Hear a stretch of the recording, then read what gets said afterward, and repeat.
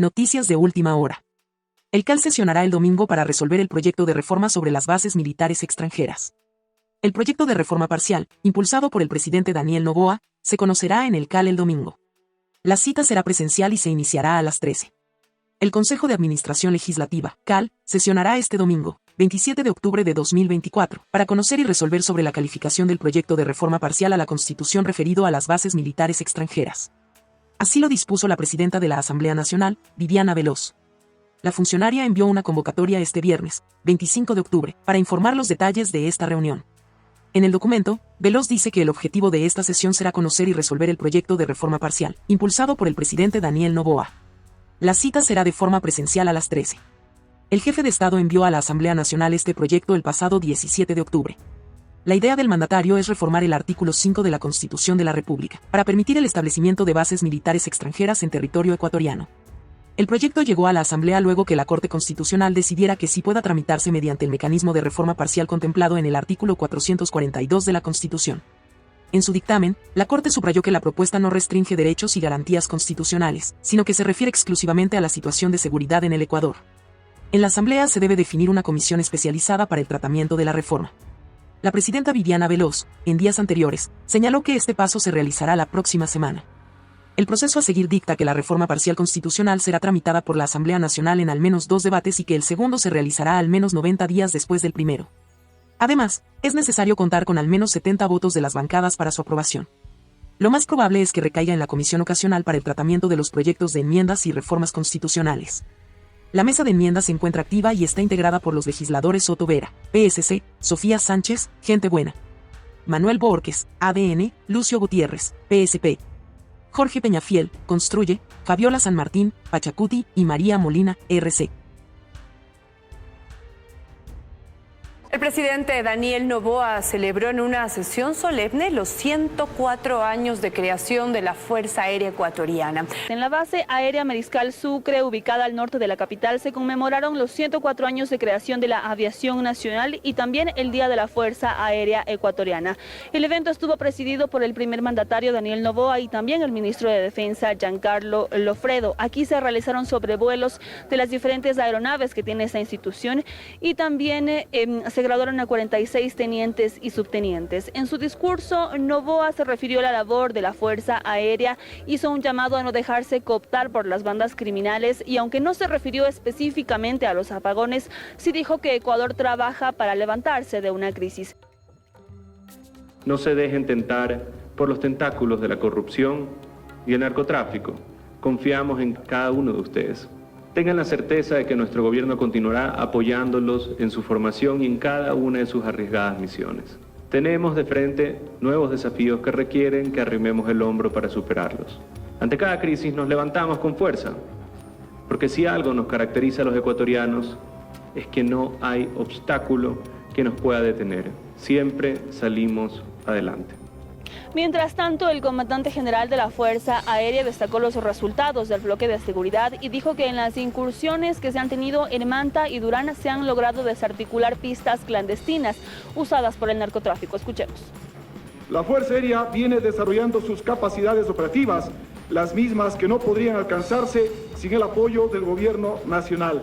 Capacidades necesarias para combatir de manera más eficiente a quienes pretenden alterar el orden, la paz, tranquilidad y la soberanía del Ecuador. Por otra parte, dentro de lo que va este año, se han inhabilitado o destruido más de 30 pistas clandestinas o áreas preparadas para operar aeronaves relacionadas al narcotráfico, lo que ha permitido reducir drásticamente este tipo de vuelos que alimentan las finanzas del crimen organizado transnacional. Y bien mencionó que aún queda trabajo por hacer, pero destacó la colaboración con Estados Unidos. Aseguró que en diciembre llegará una nueva aeronave que se unirá a sus labores. Seguimos con las noticias. Movimiento Construye se queda sin candidatos a asambleístas nacionales por resolución unánime del TCE. El Tribunal Contencioso Electoral resolvió este viernes, 25 de octubre, ratificar la decisión del CNE de no calificar las candidaturas. El Movimiento Construye se quedó sin candidatos a asambleístas nacionales para las próximas elecciones de febrero de 2025. El Tribunal Contencioso Electoral resolvió este viernes, 25 de octubre, Ratificar la decisión del Consejo Nacional Electoral de no calificar las candidaturas por no cumplir los requisitos dispuestos en el Código de la Democracia. Por unanimidad, los jueces electorales negaron la calificación e inscripción de la lista de candidatos a asambleístas nacionales. El CNE previamente ya había advertido que, en ciertos casos, los candidatos del Movimiento Construye no incluyeron las declaraciones juramentadas ni los planes de trabajo en sus postulaciones. De allí que decidieron negar su inscripción desde un inicio. En la misma situación están los candidatos a la Asamblea por los movimientos Avanza, Pachacutic y Democracia Sí. El TCE también les negó la posibilidad de la inscripción por las mismas razones. La decisión sobre esos movimientos políticos se tomó el pasado 23 de octubre. Los representantes de cada una de las organizaciones lamentaron esta resolución. Ellos calificaron la decisión como un atentado a la democracia, pues no hay posibilidad de acudir a ninguna otra instancia en materia electoral. La resolución administrativa se sostuvo en el artículo 105 del Código de la Democracia, que determina que el CNE y las juntas provinciales electorales no podrán negar la inscripción de candidaturas, excepto cuando éstas no provengan de procesos democráticos internos o elecciones primarias. Según el TCE, órgano de última y definitiva instancia en materia electoral, las elecciones primarias son un requisito insubsanable por disposición legal, ya que responde al principio de calendarización y preclusión del proceso electoral. Se trata de Pachacutic, Democracia Sí y Avanza, quienes no tendrán candidatos nacionales a la Asamblea. Esto tras la decisión tomada por el Tribunal Contencioso Electoral que ratificó lo decidido el pasado 8 de octubre por el CNE. Según los magistrados, estas listas fueron inadmitidas por varias razones, entre ellas por no incluir declaraciones juramentadas de sus postulantes, así como tampoco por presentar sus planes de trabajo. El primer problema jurídico consiste en el reemplazo de las candidaturas a la dignidad de asambleístas nacionales realizada por la organización política Avanza debía provenir de procesos de democracia interna. Que la negativa de calificación e inscripción de las precandidaturas para las dignidades de asambleístas nacionales del Movimiento Democracia Sí por haber incurrido en la causal número 1 del artículo 105 del Código de la Democracia se encuentra fundamentada en normas previas, claras y públicas. La lista de asambleístas nacionales por Avanza, por ejemplo, estaba encabezada por Javier Orti Torres, de Pachacutic por Juan Bermeo Guarderas y de Democracia Sí. El primero en la lista era Gustavo Larrea, quienes ya no formarán parte de este proceso electoral. Pero a estas novedades se suman otras. El partido Sociedad Patriótica tampoco tendrá candidatos al Parlamento andino. Incurre en la causal prevista en el numeral 1 del artículo 105 por no provenir de un proceso democrático interno. Pero estas resoluciones no han sido las únicas tomadas por el Tribunal Contencioso Electoral, pues en las últimas horas además se resolvió archivar una impugnación en contra de Carlos Rabascal.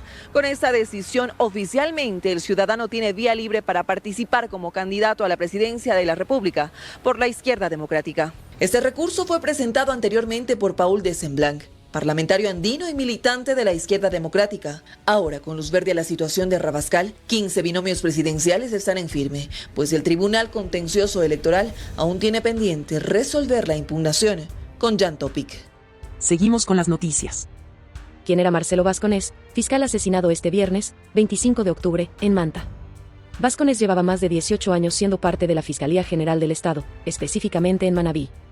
Marcelo Vasconés, el fiscal asesinado la tarde de este viernes, 25 de octubre, en Manta, era el encargado de investigar muertes violentas, organizaciones delictivas y atentados. Vasconés, de 45 años, se desempeñaba como fiscal de delincuencia organizada transnacional e internacional, FEDOTI, en el cantón Manabita. Él fue interceptado este viernes alrededor de las 17 por sujetos que se trasladaban en un vehículo. En el lugar se formó un cruce de balas. Tanto el fiscal como su custodio fallecieron. Entre los casos que llevó Vasconés están el asesinato de la fiscal Luz Marina Delgado, el ingreso de más de 1 tonelada de droga a la base aérea de Manta, el crimen del alcalde Agustín Intriago y la muerte de la modelo manabita Naomi Arcentales. Además, Marcelo Vasconés fue el fiscal que solicitó el archivo del proceso contra Rubén Cherres, quien antes fue mencionado en una estructura que presuntamente ejercía injerencia en empresas públicas, con la mafia albanesa. Él llevaba más de 18 años siendo parte de la Fiscalía General del Estado, específicamente en Manabí. El 13 de febrero del 2023 su nombre fue mencionado por La Posta en lo que el medio digital llamó El Gran Informe, sobre una supuesta estructura narcocriminal vinculada con el cuñado del expresidente Guillermo Lasso, Danilo Carrera. El medio digital La Posta señaló que Vasconés recibió el 17 de enero de 2022, de manos de Miguel Bolívar Zambrano, jefe de la Unidad Nacional de Investigación contra el Tráfico Ilícito para Consumo Interno, un informe de 145 páginas, en el que presuntamente fueron nombrados Danilo Carrera, cuñado del presidente Guillermo Lasso, y Rubén Cherres. En el ataque en el que murió Vasconés también falleció el policía Ismael Moreno, quien era su custodio. La institución lamentó en sus redes sociales el suceso. Lo mismo hizo la Fiscalía General del Estado. Seguimos con las noticias. En el quinto día de audiencia de juicio en el caso Metástasis, continúa la exposición del contenido de uno de los celulares del narcotraficante Leandro Norero. El dispositivo contiene gran cantidad de información en videos, en audios, también en fotografías y en mensajes de texto. Según la Fiscalía, confirman su teoría sobre los vínculos del narco con autoridades, jueces y también políticos influyentes. Avanza el caso Metástasis y esta vez del perito forense encargado de la extracción de la información de los dispositivos relacionados con el extinto narcotraficante Leandro Norero y concretamente de su celular, ha presentado los chats de conversaciones de Norero con varios personajes con los que se ha relacionado y algunos de ellos referidos en este caso de delincuencia organizada. Gran parte de las conversaciones expuestas en este día de audiencia ya han sido públicas y tienen relación con los encargos de Norero a sus operadores, diálogo con el abogado Cristian Romero, ahora prófugo, y otros involucrados en Metástasis, que habrían sido pagados por Norero para facilitar acciones en la policía, la justicia e incluso en el ámbito político. No obstante, ha sido una semana determinante para conocer en detalle los alcances de Norero en el ámbito público. En esta semana de juicio se conoció, por ejemplo, la pericia hecha a 252 archivos de audio. Allí los mensajes de Norero y sus interlocutores hablan de la concesión y trámite de recursos de habeas corpus, del robo de evidencias en criminalística, compra de armas, contactos con inmobiliar, para el ingreso a casas incautadas y extraer bienes. Y lo más grave, se evidencia el pago de sobornos a jueces. Los videos expuestos no son menos graves. El celular de Norero contiene amplia información sobre sus vínculos. Se ha presentado cómo personajes realizan pruebas de disparo en campo, además de imágenes de videollamadas con ahora vinculados en Metástasis, fotografías de familiares de alias Fito, videos en centros de diversión y los autos de Norero, y más. Una semana de gran exposición de un caso que vincula a policías, abogados, jueces y políticos con alias el patrón Norero, un narcotraficante que extendió sus tentáculos al más alto nivel, involucrando por ahora 21 personas que son parte de un emblemático juicio que muestra la peor cara de la justicia en Ecuador. Hostigamiento e intentos por acceder a información clasificada son el común denominador de los juicios políticos que impulsó el correísmo contra la ministra del Interior y contra la fiscal general del Estado. Ninguno terminó en censura, pero en ambos se presentaron incidentes. No solo presentó sus pruebas de descargo, sino que denunció una campaña de hostigamiento en su contra.